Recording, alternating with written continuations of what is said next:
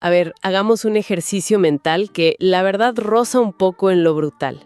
Uf, a ver, dime. O sea, imaginemos a una persona de 46 años que un día cualquiera se sienta frente a su pareja, lo mira fijamente a los ojos y le hace una pregunta que es, digamos, estrictamente matemática. Le dice, ¿cuántos años de vida útil, o sea, autónoma y sin enfermedades graves, crees que nos quedan? ¿14? ¿20? ¡Wow! Es un cálculo súper frío.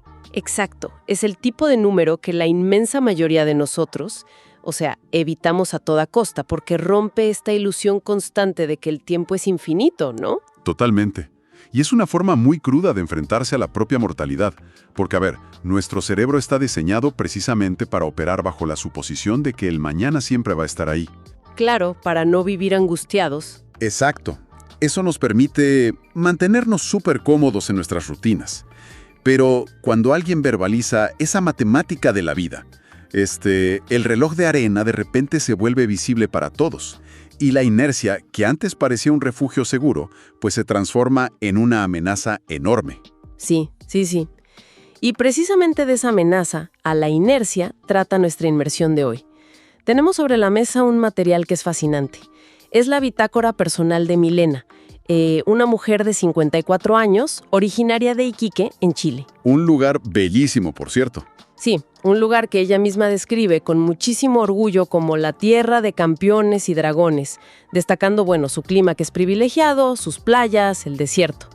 Pero, y aquí hago una aclaración importante para quienes nos escuchan, la misión de nuestra exploración profunda hoy no es repasar una guía turística típica con recomendaciones de hoteles o restaurantes. Claro, no van por ahí los tiros. Para nada. Nuestro objetivo aquí es desmenuzar el complejo mapa de autodescubrimiento emocional de Milena.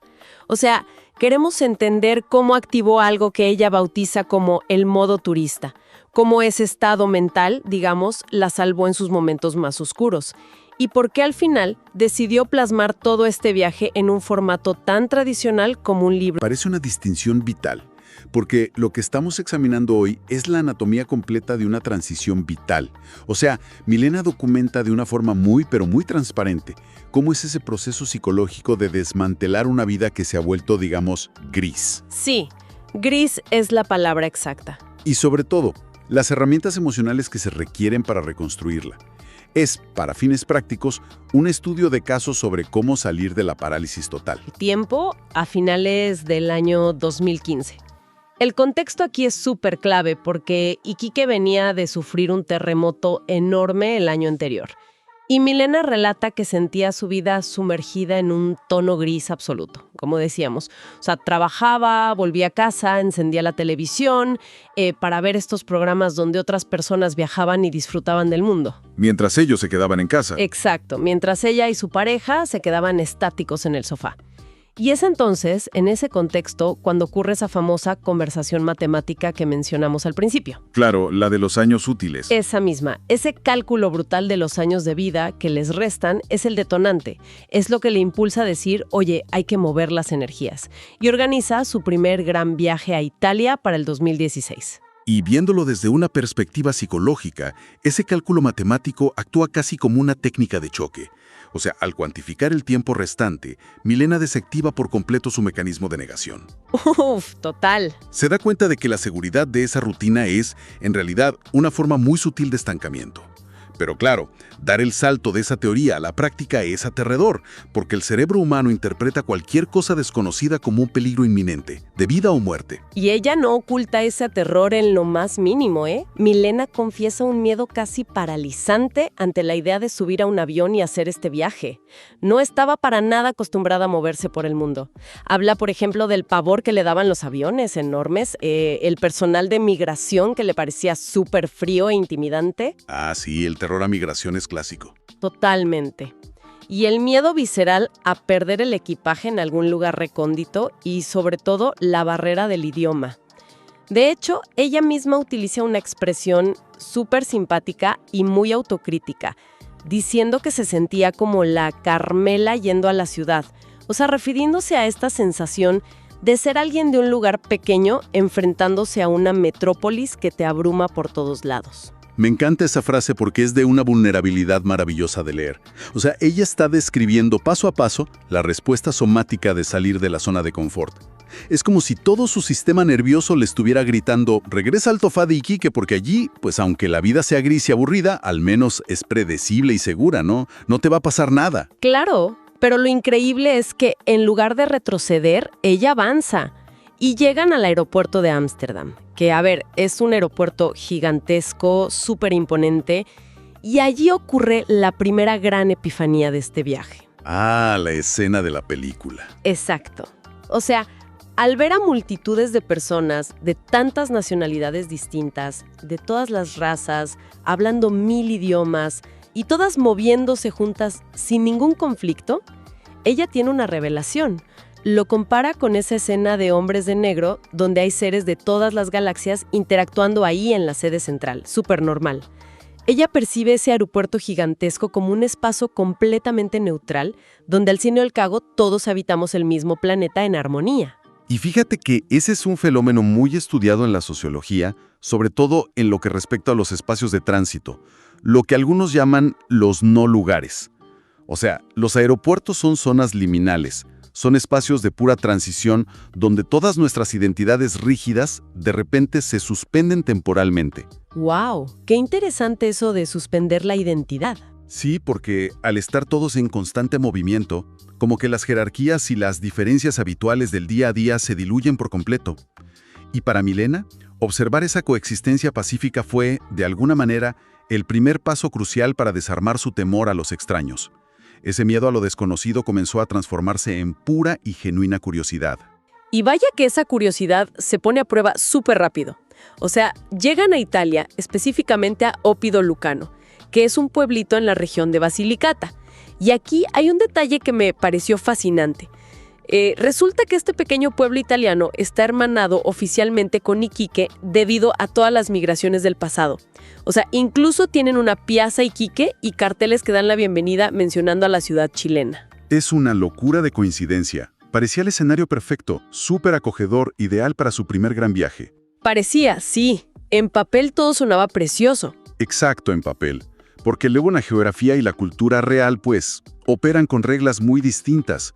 Y el choque cultural muchas veces no viene de las grandes diferencias evidentes, sino de las pequeñas expectativas que se ven frustradas. Así es, porque resulta que ella, muy aplicada, había estudiado italiano básico durante meses y se sentía lista, ¿no? Preparada para pedir un café, conversar un poco. Pero llega a Oppido Lucano y resulta que los habitantes se comunican casi de forma exclusiva en un dialecto local que es súper cerrado. Claro, el dialecto del sur de Italia. Y por amabilidad, claro, la gente empezaba a hablarle en italiano normal, pero a los 10 segundos, ¡pum!, volvían a su dialecto entre ellos, dejándola completamente fuera de la conversación. O sea, ella cuenta cómo se quedaba, como decimos coloquialmente, cri-cri, ¿no?, escuchando los grillos, sintiéndose literalmente como un adorno más en la mesa. Y la frustración llegó a tal nivel que terminó llorando de impotencia al sentirse invisible e incapaz de comunicarse. Uf, es durísimo. Y fíjate que esa frustración es ni más ni menos que el colapso del ego. O sea, cuando estamos en nuestro entorno habitual, nuestro sentido de identidad está súper atado a nuestra competencia. A lo que sabemos hacer. Exacto. Sabemos hablar, sabemos cómo funcionan los semáforos de nuestra calle, sabemos cómo interactuar con el del supermercado. Pero al quitarle el idioma de golpe, la competencia de Milena cayó a cero absoluto. Su cerebro intentaba desesperadamente controlar esa situación, y al no poder hacerlo, pues produjo esa respuesta emocional de llanto y de profunda impotencia. Pero a ver, lo brillante de todo esto es lo que hace después de llorar. O sea, se rinde, pero en el mejor sentido posible de la palabra.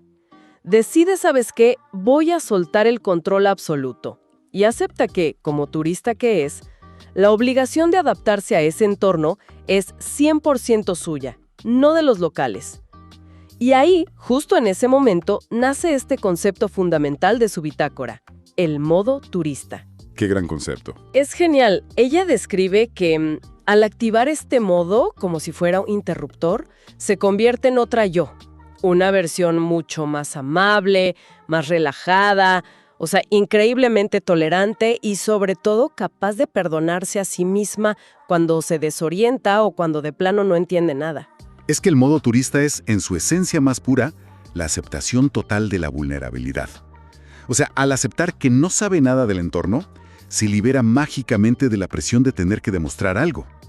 Si conectamos esto con la psicología del comportamiento, cuando logramos eliminar esa autoexigencia de perfección, reducimos nuestra ansiedad a niveles súper manejables.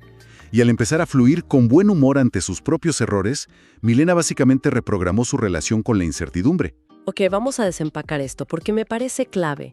Esta matemática de la vida inicial que ella hizo es como cuando te das cuenta de que la batería de tu celular acaba de bajar al 20%, ¿no? De repente pasas de estar viendo videos sin pensar a volverte increíblemente intencional sobre en qué aplicaciones vas a gastar esa poca energía que te queda. Es una analogía perfecta. Sí, y es como si al instalarse en un nuevo sistema operativo del que no conoces los atajos de teclado, en lugar de enojarte porque no puedes trabajar rápido y ser productivo, simplemente te dedicas a presionar botones para ver qué pasa, con pura curiosidad. ¿Tal cual? Y aprender a presionar esos botones sin frustrarse fue crucial para ella. Porque esa resiliencia geográfica estaba a punto de ser puesta a prueba, pero en un terreno muchísimo más peligroso, lo cual inevitablemente nos lleva a preguntarnos qué pasa cuando el caos y la incertidumbre no ocurre allá lejos en una plaza en Italia, sino en el mismísimo centro de tu propia vida íntima. Sí. Ahí entramos en el cambio de itinerario emocional. Y es aquí donde la bitácora de Milena adquiere una profundidad que es tremenda. Sí, porque saltamos al año 2021 y resulta que la pareja de Milena viaja a Italia con la intención original de quedarse, pues, solo 3 meses. Pero las circunstancias allá cambian y él decide establecerse en Italia de manera definitiva. Y esto, claro, genera todo un año entero de relación a distancia. Y durante esos 12 largos meses, lejos de mantener el status quo, se abre una verdadera caja de Pandora emocional para ella. Ella describe este periodo como un proceso de tener que bajar a la cueva profunda del alma para enfrentar a sus propios dragones. Y a ver, la metáfora de la cueva es súper universal. Carl Jung hablaba mucho de esto, de integrar la sombra, de la necesidad de enfrentar todas aquellas verdades incómodas que preferimos siempre esconder en el sótano del inconsciente. Porque al estar sola físicamente en su casa durante un año, todo el ruido de la rutina compartida desapareció. Claro, el ruido que tapa las grietas. Exactamente. Eso la dejó a solas con sus propios pensamientos. Y me atrevería a decir, más importante aún, la dejó a solas con sus ausencias. Y vaya que lo enfrenta. O sea, ella cuenta que, con la ayuda de una copa de vino y mirándose fijamente al espejo, llega a una conclusión que es brutalmente dolorosa, ¿eh? Se da cuenta de que sus sentimientos habían cambiado. Confiesa sin filtros que esas mariposas en el estómago habían desaparecido hacía ya muchísimo tiempo. Y que en realidad su corazón latía por esa relación casi exclusivamente por pura costumbre. O sea, por el peso inercial de los 9 años que llevaban juntos. Pero a ver, aquí es donde esto se pone realmente interesante y necesito hacer un poco de abogada del diablo porque me cuesta comprar esta idea así tan de buenas a primeras. A ver, dime, ¿en qué sentido te cuesta? Pues seamos súper honestos. O sea, muchísima gente argumentaría que las relaciones maduras de 9 años ya no necesitan mariposas. La sociedad, la familia, nos bombardea todo el tiempo con la idea de que a cierta edad, especialmente cuando ya cruzas la barrera de los 50, pues el objetivo principal es la paz, la tranquilidad y el acompañamiento. Entonces, destruir una relación estable, que ojo, no es que fuera necesariamente tóxica o abusiva, sino que simplemente era costumbre, puede parecer desde afuera casi como un acto de autosabotaje. Yo pregunto, ¿no es aterrador admitir que la relación se sostiene solo por costumbre? Muchas personas prefieren ignorar esa falta de mariposas por puro miedo a la soledad. ¿Qué se necesita para finalmente escuchar esa voz y no, digamos, conformarse? Oye, esa es una objeción muy válida. Y es exactamente el núcleo del dilema que enfrentó Milena. Porque, como dices, el viejo discurso social nos dicta que la resignación es prácticamente sinónimo de madurez. Te dicen, ya estás grande, confórmate. No. Pero si lo vemos desde el punto de vista del desarrollo humano, hay una diferencia abismal entre lo que es la paz verdadera y lo que es una simple anestesia emocional. Anestesia emocional, qué fuerte. Sí, porque quedarse en una relación solo para evitar el terror a la soledad, eso no es paz, eso es evasión pura y dura. Y lo que hace Milena aquí requiere un nivel de honestidad que es monumental. Ah, o sea, aplicó el modo turista. Exactamente. Ella toma ese modo turista que aprendió en 2016, que es esa capacidad de observar un entorno sin juzgarlo, y lo aplica a su propio interior. Examina su corazón, se da cuenta de que el terreno ahí está árido, y en lugar de fingir que hay flores y pasto verde, acepta la aridez de frente. Ya sabía sobrevivir al caos en el exterior, y ahora estaba aplicando ese mismo modo turista a su propio corazón. Wow, eso le da muchísimo sentido a su proceso. De hecho, me encanta porque ella menciona a la abuelita de la película Titanic para justificar su postura y cita esa famosa frase de «El corazón de una mujer es un profundo océano de secretos». Gran referencia. Sí, y Milena se niega en rotundo a silenciar esa voz interna que le exige sentirse viva, no solo acompañada y ya. Y creo que lo verdaderamente maduro de esta ruptura es cómo se concreta al final. O sea, cuando por fin se reencuentran en persona, tras ese año entero de separación, constatan ambos que la brecha ya es irreconciliable. Terminan la relación de mutuo acuerdo, se quedan como amigos y cierran un capítulo de casi una década, sin dramas, explosivos, sin gritos, simplemente aceptando que sus caminos ya se separaron. Y eso, la disolución de un vínculo desde el respeto mutuo, es algo rarísimo de ver hoy en día. Ella logró navegar toda esa ruptura sin caer en el papel de víctima y sin ningún resentimiento. Pero claro, una vez que el polvo de la separación se asienta, pues el vacío que queda en la casa y en la vida es inmenso. El ciclo de 9 años se cierra y de repente, el terreno frente a ella queda completamente en blanco. Lo cual nos lanza a una situación que, te lo juro, parece sacada de una película de comedia dramática. Porque una vez que superas el duelo inicial, la gran pregunta es, a ver, ¿qué hace uno con toda esa libertad repentina, cuando de pronto ya no hay una red de seguridad? Y ella cuenta que asiste a una comida mensual con su grupo de 9 amigos de toda la vida. Y describe este encuentro, o sea, casi cómicamente. Dice que están ahí, escuchando música de los 80 de fondo, cenando súper tranquilitos, y de lo único que hablan es de sus malestares físicos, de los medicamentos que toman.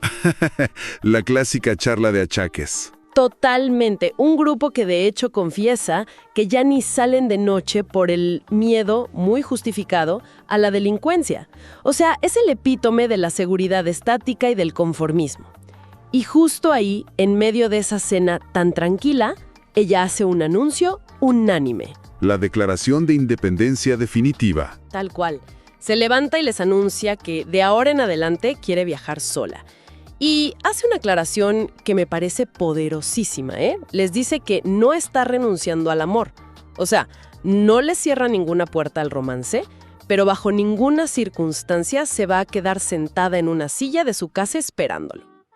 Sus amigos, obviamente sorprendidos, pero súper leales, levantan las copas y brindan por ella. Y aquí, atención, viene la decisión que cambia por completo las reglas del juego.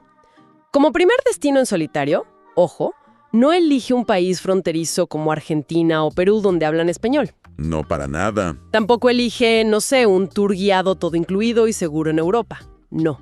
Ella decide comprar un boleto e irse a Seúl, en Corea del Sur. Es un contraste geográfico y cultural, pero absoluto. Es que, imagínate, elegir Seúl como tu primer destino en solitario después de una ruptura de 9 años a los 50 y tantos es como aprender a nadar lanzándote directamente a la parte más profunda de una piscina y donde además el agua está a una temperatura completamente diferente a la que conoces.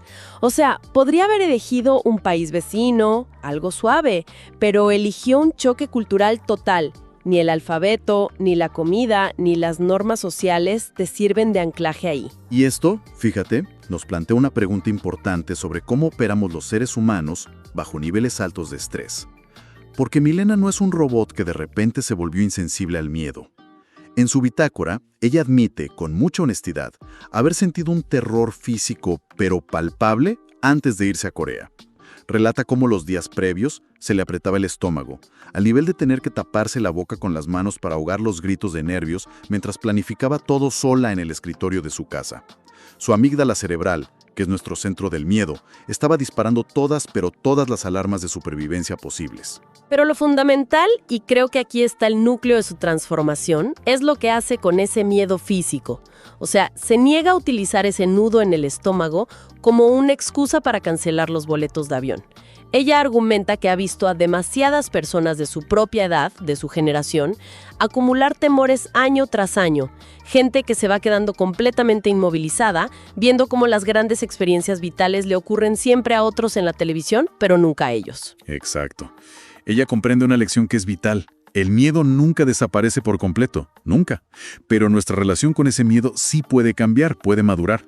Cuando comparamos la angustia física previa a su viaje a Seúl con ese nerviosismo paralizante que sintió frente al oficial de migración en Ámsterdam en 2016, pues notamos una evolución gigante. Claro, ya no la paraliza. Exactamente. En 2016, el miedo casi la hace abortar la misión.